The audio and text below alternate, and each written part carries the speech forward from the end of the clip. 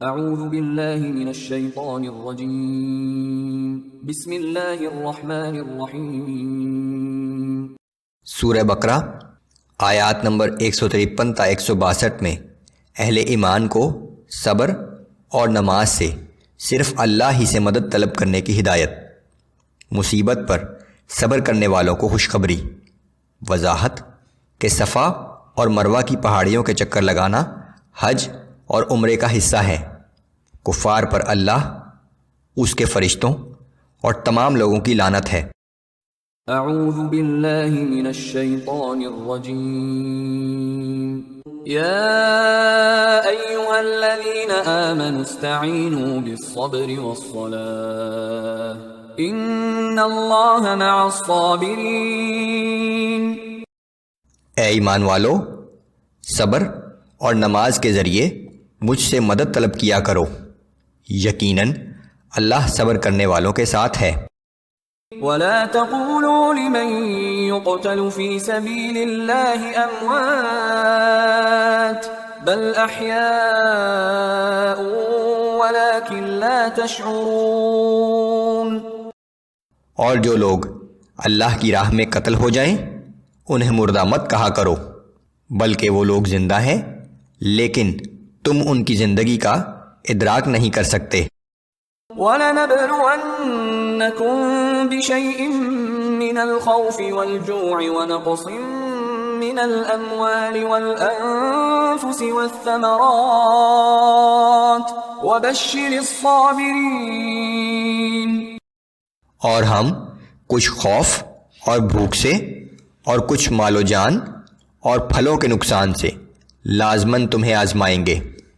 اے نبی صلی اللہ علیہ وآلہ وسلم، آپ ان صبر کرنے والوں کو خوشخبری سنا دیں۔ الذین اذا اصابتهم مصیبۃ قالوا انا للہ وانا الیہ راجعون۔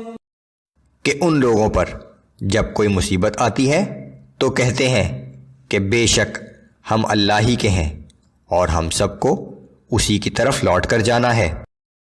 اولئک علیہم صلوات من ربہم ورحمہ واولئک هم المہتدون۔ یہی وہ لوگ ہیں جن پر ان کے رب کی طرف سے بڑی عنایات ہوں گی اور اس کی رحمت ان پر سایہ کرے گی، اور یہی لوگ ہدایت یافتہ ہیں۔ ان الصفا والمروة من شعائر اللہ فمن حج البيت او اعتمر فلا جناح عليه ان يطوف بهما۔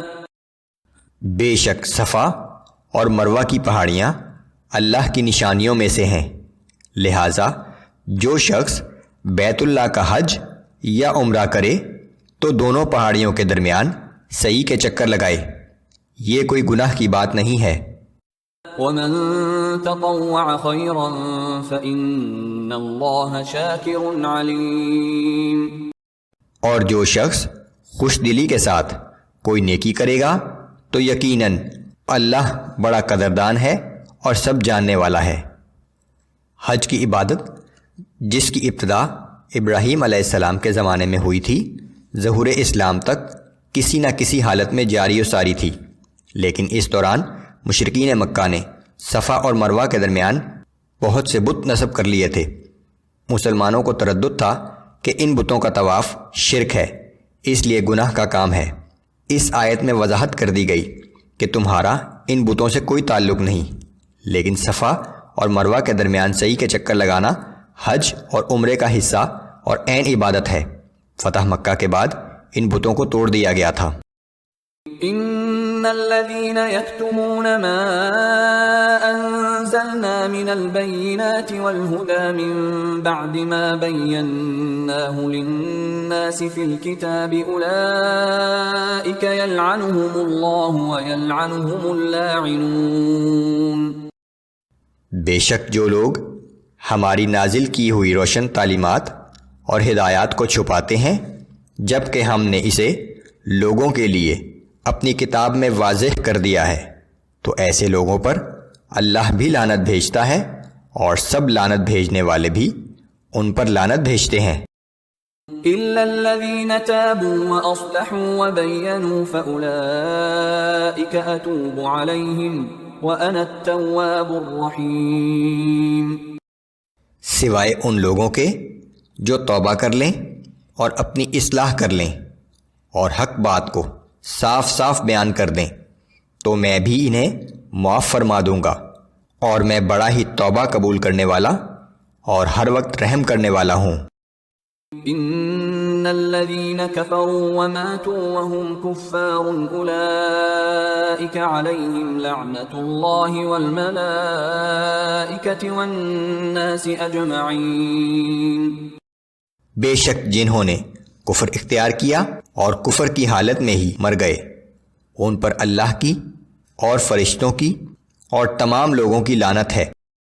خالدین فیہا لا یخفف عنہم العذاب ولا هم ينظرون۔ یہ لوگ ہمیشہ اسی لعنت میں مبتلا رہیں گے، نہ تو ان پر سے کسی وقت عذاب ہلکا کیا جائے گا اور نہ ہی انہیں عذاب میں مہلت دی جائے گی۔